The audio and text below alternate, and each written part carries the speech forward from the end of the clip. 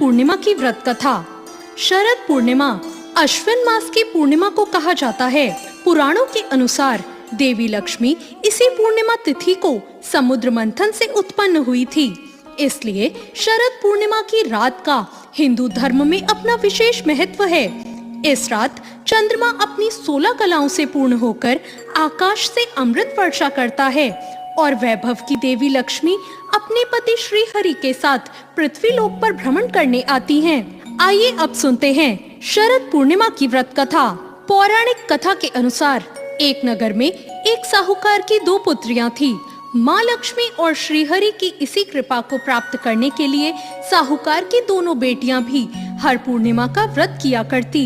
इन दोनों बेटियों में बड़ी बेटी पूर्णिमा का व्रत पूरे विधि विधान से पूरा करती और वहीं छोटी बेटी तो व्रत करती लेकिन नियमों को आडंबर समझकर उन्हें अनदेखा कर देती।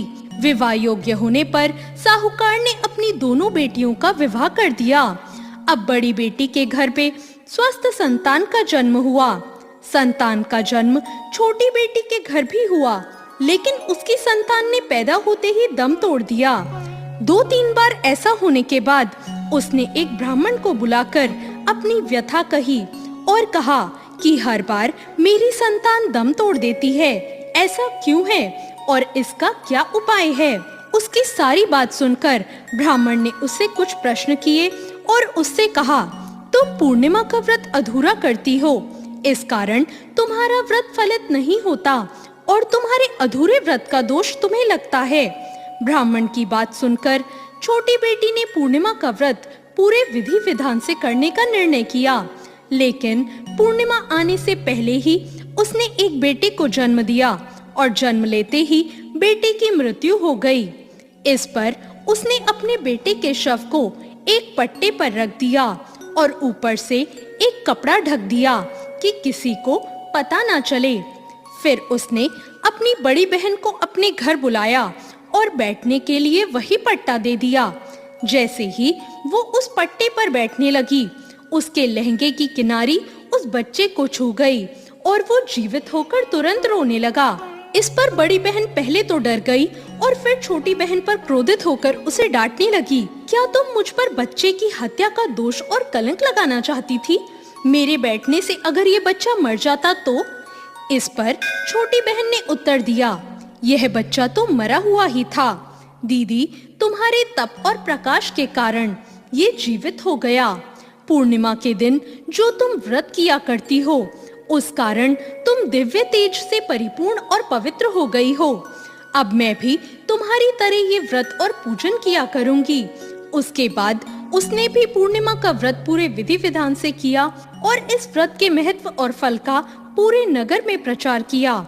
जिस प्रकार माँ लक्ष्मी और श्री हरि ने साहूकार की बड़ी बेटी की कामना पूर्ण कर उसे सौभाग्य प्रदान किया, वैसे ही हम पर भी कृपा करना। तो ये थी शरद पूर्णिमा की कहानी। शरद पूर्णिमा के दिन सुबह स्नान करने के बाद मंदिर की सफाई करें, ध्यान पूर्वक माता लक्ष्मी और भगवान श्री हरि की पूजा करें और फिर गाय के दूध में चावल की खीर बनाएं।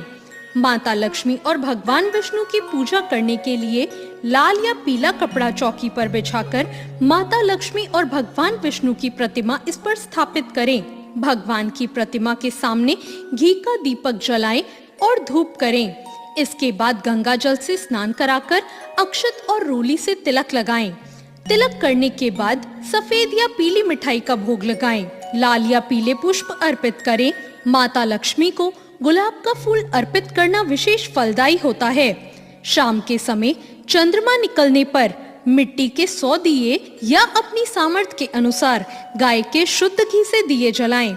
इसके बाद खीर को किसी छोटे बर्तनों में भरकर छलनी से ढककर चंद्रमा की रोशनी में रख दें। फिर रात को विष्णु सहस्त्र नाम का जप करें, श्री सूतक का पाठ करें, भगवान श्री कृष्ण की महिमा, श्री कृष्ण मधुराष्टकम का पाठ और कनकधारा स्तोत्र का पाठ करना चाहिए। पूजा की शुरुआत में भगवान गणपति की आरती अवश्य करें।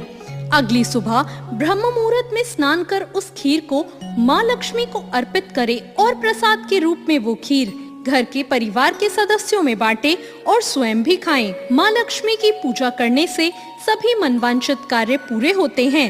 साथ ही हर तरह के कर्ज से मुक्ति मिलती है। तो ये थी आज की कथा।